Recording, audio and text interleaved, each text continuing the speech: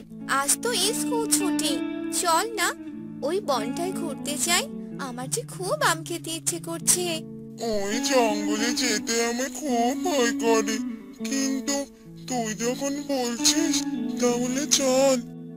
এরপর তারা চার বন্ধু মিলে হাঁটতে থাকে।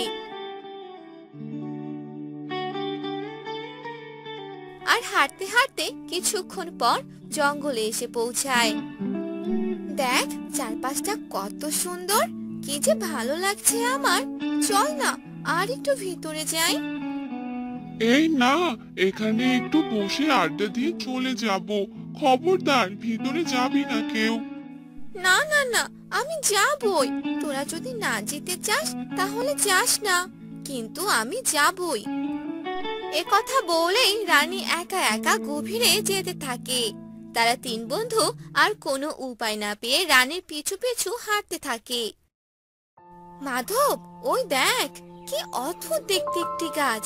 মনে তো হচ্ছে আম গাছ। অবাক কাণ্ড! এ যে নীল রঙের আম গাছ। গাছের আমগুলো দেখ কেমন নীল রঙের। আমি আগেই বলেছিলাম, চল ভাই পালাই। আমার একদম ভালো লাগছে না ব্যাপারটা। এই হলো আরেক ভিতর ডিম। তোর যাওয়ার হলে তুই একাই চলে যা।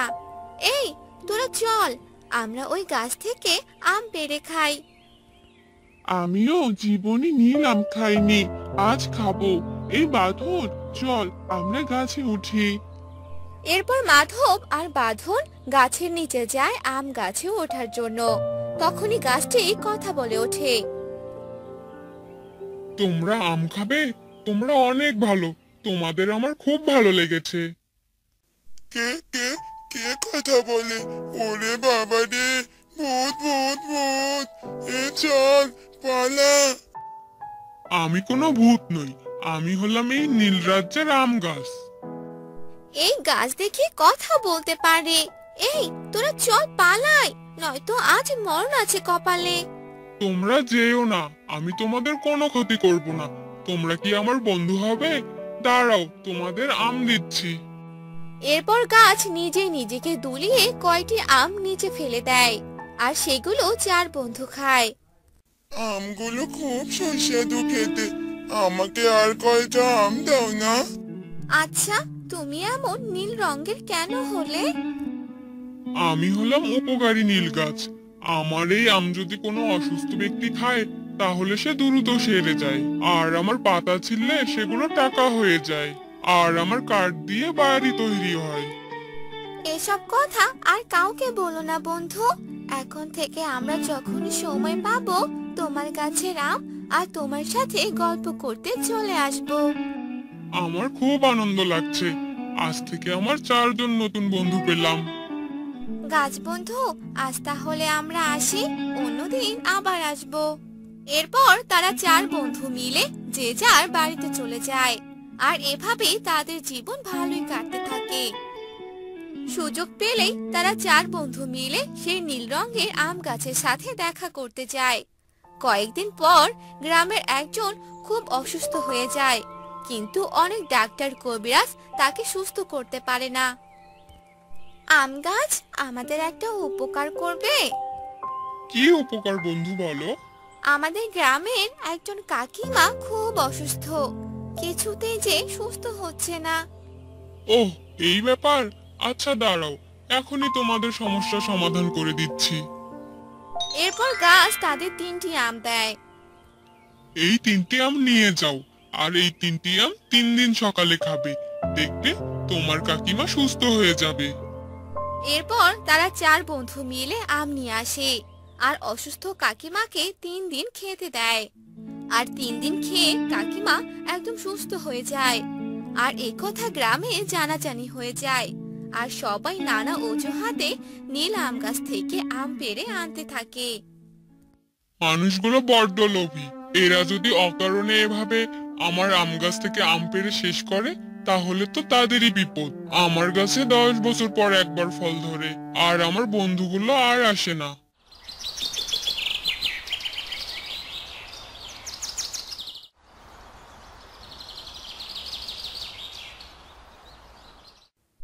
পরীক্ষার চাপে একদম মনে ছিল না। চল সবাই আমরা গাছ বন্ধুর কাছে যাই। এ কি অবস্থা গাছ বন্ধু, তোমার একই অবস্থা। গাছে যে শুধু কয়েকটি আম, আর তোমার রং কেমন যেন হয়ে গেছে। তোমরা এসেছো বন্ধু, সবাই যে আমার সাথে অন্যায় করেছে। মানুষ বড্ড লোভী বন্ধু। ওরা যদি জানতো তোমার পাতা দিয়ে টাকা আর কাঠ দিয়ে বাড়ি হয়, তাহলে আর আমরা এখানে এসে তোমাকে দেখতে পেতাম না। তারা যখন এসব কথা বলছিল, তখনই আড়াল থেকে এক কাঠুরিয়া সব কথা শুনে নেয়। এ আমি কি শুনলাম? আমার কপাল যে খুলে গেল। কালকেই আমি এই গাছ কেটে নিয়ে যাব।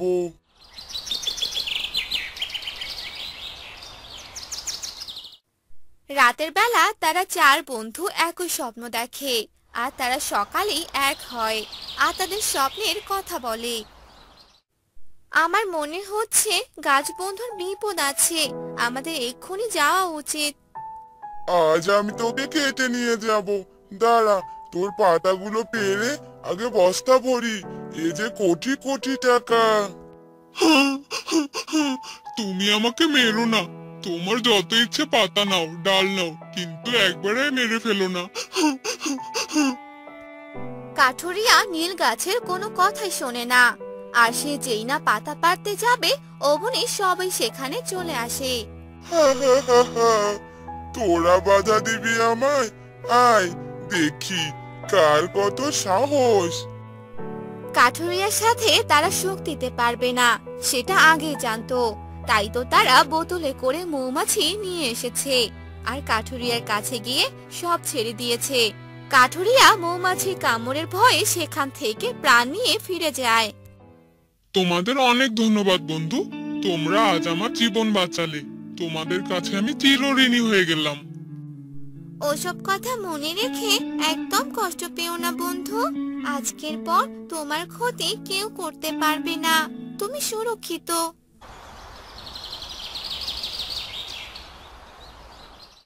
একটি শহরে রোহান নামের একটি ছেলে তার মা বাবার সাথে থাকতো। রোহান তার মা বাবার সাথে নতুন ফ্ল্যাটে উঠেছিল। রোহানের নতুন রুম এক সাইডে। আমার রুমটা এক সাইডে হয়ে বেশ ভালো হয়েছে। এই নতুন বাসাটাও অনেক সুন্দর, আশেপাশেও অনেক বাসা।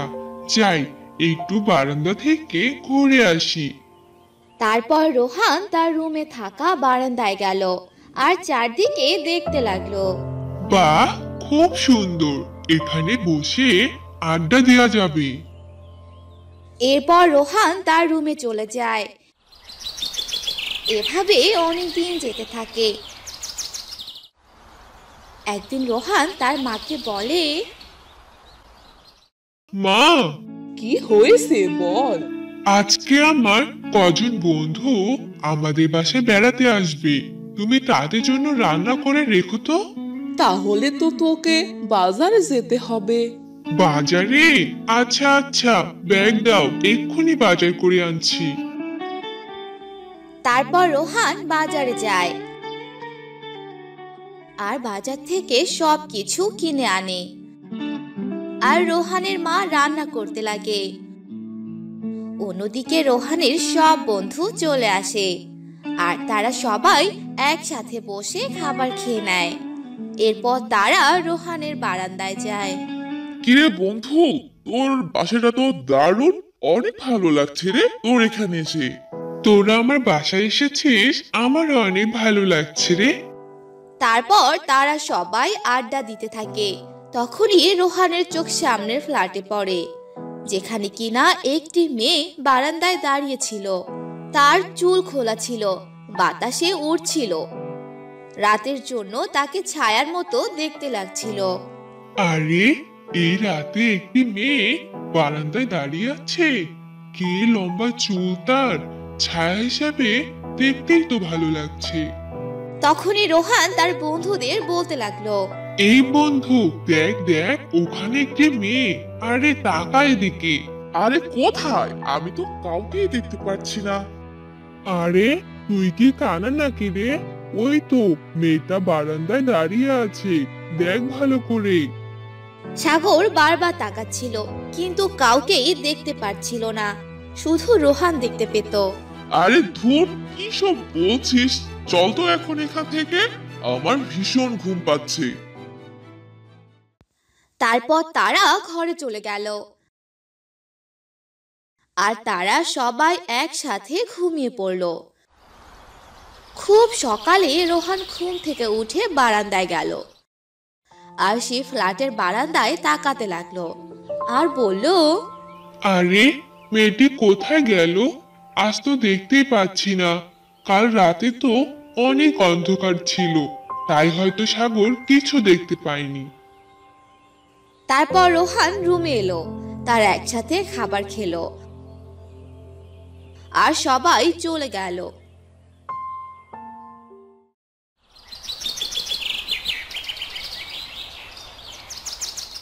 একদিন রাতে রোহান বারান্দায় গেল আর সেদিন সেই মেয়েটিকে দেখতে পেল। আরে ওই তো সেই মেয়েটি, অনেকদিন পর আজকে দেখা পেলাম। ওকে বরং একটা হাই দিয়ে দিই। এ বলে রোহান হাত দিয়ে সেই মেয়েটিকে হাই দিল, সেই মেয়েটিও রোহানকে হাই দিল। আরে বাহ, মেয়েটিও দেখছে হাই জানালো। রোহান অনেক খুশি হয়ে গেল। এভাবে প্রতি রাতে রোহান আর সেই মেয়েটি ইশারায় কথা বলতো। একদিন রোহান তার মাকে বলল, মা, তোমাকে একটা কথা বলার আছে, তুমি রাখবে তো আমার কথাটা? আরে আগে তো বল, কি বলবি? মা, আমাদের পাশের ফ্ল্যাটে একটা মেয়ে আছে, মেয়েটাকে আমার খুব ভালো লাগে মা। ও, তাহলে এই ব্যাপার। আমি বুঝতে পেরেছি। আমি কালই যাব মেয়েকে দেখতে আর সবার সাথে কথা বলতে। এসব শুনে রোহান অনেক খুশি হয়ে গেল।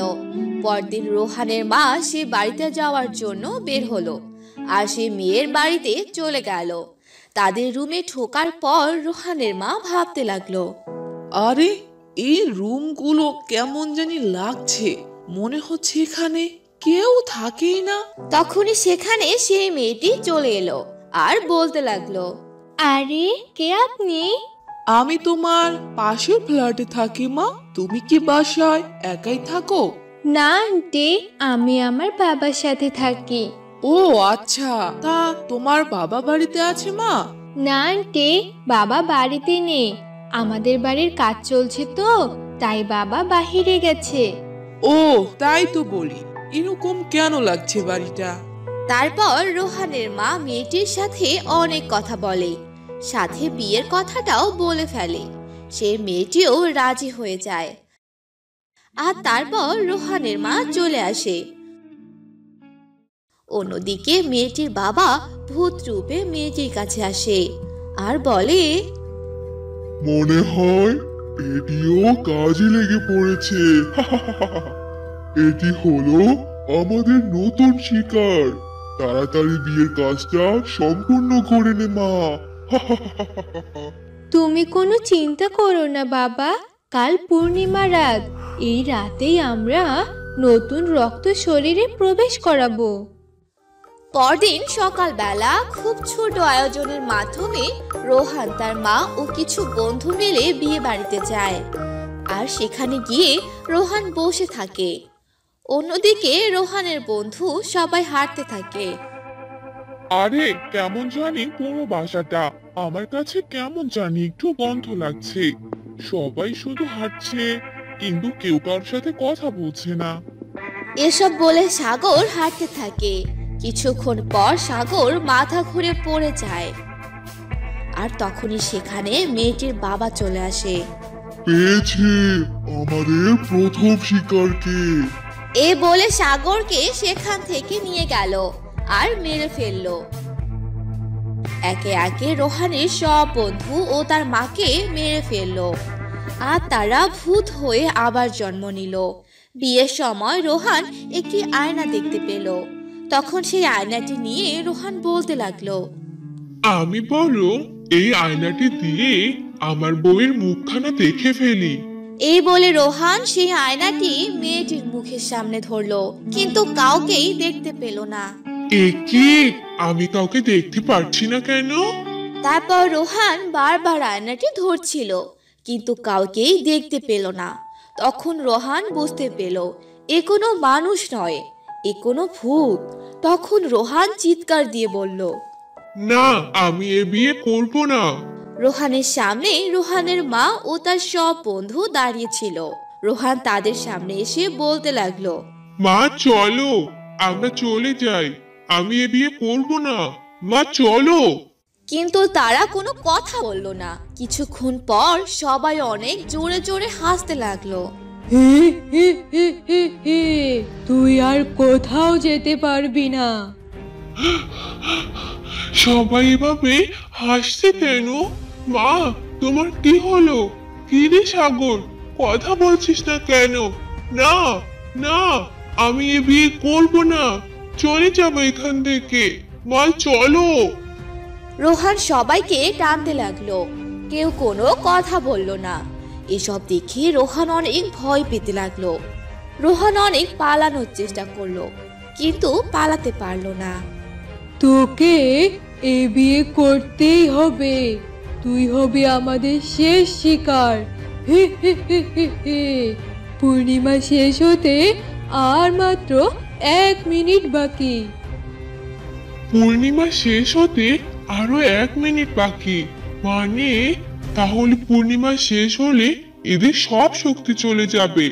আমাকে যে করেই হোক আরো 1 মিনিট অপেক্ষা করতে হবে, এ বিয়ে করা যাবে না। অনেক জোরাজোরি করতে লাগলো, কিন্তু রোহান কোনোভাবেই রাজি হচ্ছিল না। বাবা, তাড়াতাড়ি ওর সাথে আমার বিয়ে দিয়ে দাও। কিন্তু আর বিয়ে হলো না। 1 মিনিট পার হয়ে যাওয়ার পর সেখান থেকে সবাই হাওয়া হয়ে গেল, আর রোহানের মা ও বধূ মাটিতে মৃত অবস্থায় পড়েছিল। এসব দেখে রোহান কাঁদতে লাগলো। আমার জন্যই এসব কিছু হয়েছে, আমাকে ক্ষমা করে দাও মা, আমি তোমাদের বাঁচাতে পারলাম না।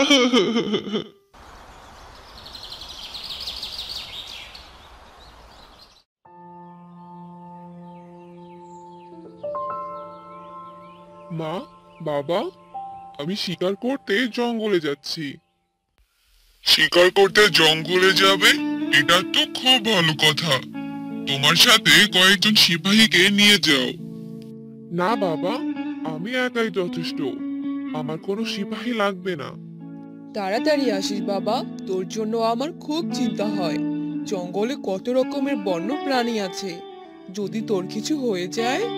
তুমি চিন্তা করো না মা, আমার কিছু হবে না, আমি খুব তাড়াতাড়ি প্রাসাদে ফিরে আসবো। মা বাবার থেকে বিদায় নিয়ে রাজকুমার নীল শিকার করতে চলে গেল। যেতে যেতে রাজকুমার গভীর জঙ্গলের দিকে প্রবেশ করলো। সেখানে একটি মেয়েকে দেখতে পেল রাজকুমার। মেয়েটি ফুল সংগ্রহ করছিল। এই যে শুনছেন, কে আপনি? আর এই জঙ্গলে আপনি কি করছেন? আমি মায়া, এই জঙ্গলে আমি আমার মায়ের সাথে থাকি। আপনি কে? আমি এই রাজ্যের রাজকুমার। সত্যি আপনি এই রাজ্যের রাজকুমার? জি, আমি এই রাজ্যের রাজকুমার, আমার নাম নীল। কিন্তু আপনি এই জঙ্গলে কি করছেন? আমি এখানে শিকার করতে এসেছি। ও আচ্ছা, জি। আপনার সাথে পরিচয় হয়ে খুব ভালো লাগলো। আমারও আপনার সাথে পরিচয় হয়ে খুব ভালো লাগছে। এরপর মায়া বিদায় নিয়ে চলে গেল। রাজকুমার মায়ের চলে যাওয়ার দিকে তাকিয়ে থাকলো। এরপর রাজকুমার শিকার করা বাদ দিয়ে প্রাসাদে ফিরে যেতে থাকলো, আর ভাবলো এই জঙ্গলে একটি মেয়ে আর তার মা কি করছে। এসব ভাবতে ভাবতে রাজকুমার প্রাসাদে ফিরে গেল। কিরে বাবা, এত তাড়াতাড়ি ফিরে এলি যে? তোর শরীর ঠিক আছে তো? হ্যাঁ মা, আমি একদম ঠিক আছি। ঠিক আছে বাবা, তুই ঘরে যেয়ে বিশ্রাম কর, আমি দাসীকে দিয়ে তোর খাবার ঘরে পাঠিয়ে দিচ্ছি। আচ্ছা মা। দাসী, এই দাসী, তুমি নীলের ঘরে খাবারটা দিয়ে এসো তো।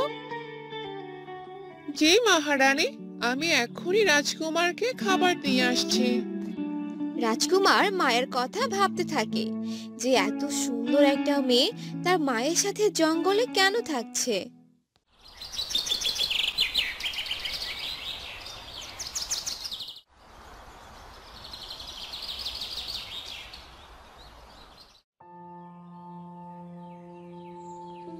পরের দিন সকালবেলা রাজকুমার আবার সেই জঙ্গলে গেল মায়ের খোঁজে। এ কি, আপনি এসেছেন? আমি আপনারই অপেক্ষায় ছিলাম। তাই নাকি? সত্যি তুমি আমার অপেক্ষায় ছিলে? জি, আসলে আমার বাহিরের দুনিয়া সম্পর্কে কোনো ধারণা নেই। আপনি কি আমাকে এই বিষয়ে কোনো ধারণা দিতে পারবেন? হ্যাঁ, অবশ্যই। আমি পরের বার আসার সময় তোমার জন্য কিছু বই নিয়ে আসবো। ধন্যবাদ আপনাকে। আচ্ছা, আজকে আমি আসি, মায়ের ফেরার সময় হয়ে গিয়েছে। এই বলে মায়া সেখান থেকে চলে গেল। রাজকুমারও তার ঘোড়া নিয়ে জঙ্গল থেকে প্রাসাদে ফিরে গেল। এভাবেই কিছুদিন চলে গেল।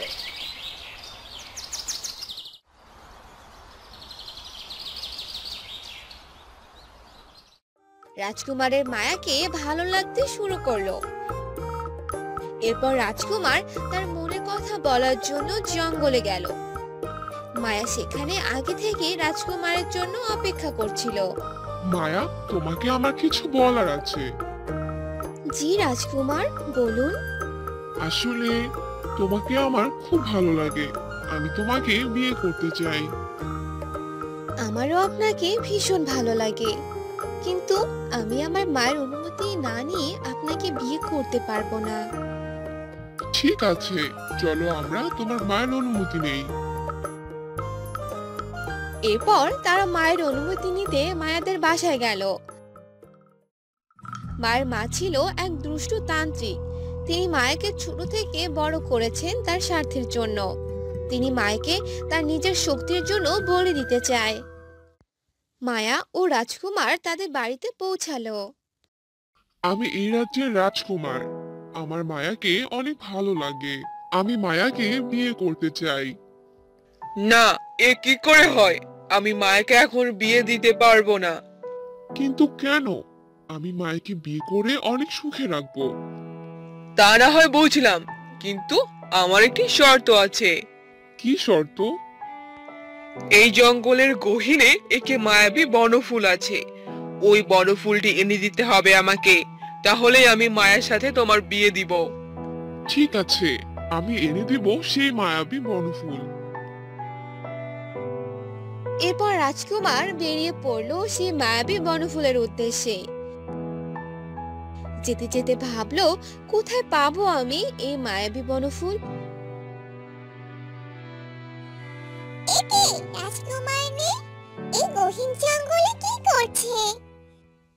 এরপর পরি নীলের সামনে গেল এবং জিজ্ঞাসা করলো, কি ব্যাপার নীল, তুমি জঙ্গলে কি করছো? আসলে আমি এখানে মায়াবী বনফুল নিতে এসেছি। কি, তুমি মায়াবী বনফুল নিতে এসেছো? এই ফুল তো শুধু এক দুষ্ট তান্ত্রিকই নিতে পারে। আমরা পরিরাজ্যের সব পরিরা তাকে খুঁজছি। এরপর পরি রাজকুমারকে একটি নকল বনফুল দিয়ে বলে, এটি নকল মায়াবী বনফুল। এই ফুল যখন ওই দুষ্ট তান্ত্রিক হাতে নেবে, তখন আমার জাদুই ফুল তান্ত্রিককে পেঁচিয়ে ধরবে, আর আমরা পরিরা তাকে ধরতে পারবো। রাজকুমার পরীর কাছ থেকে ফুলটি নিয়ে মায়াদের বাড়িতে চলে গেল।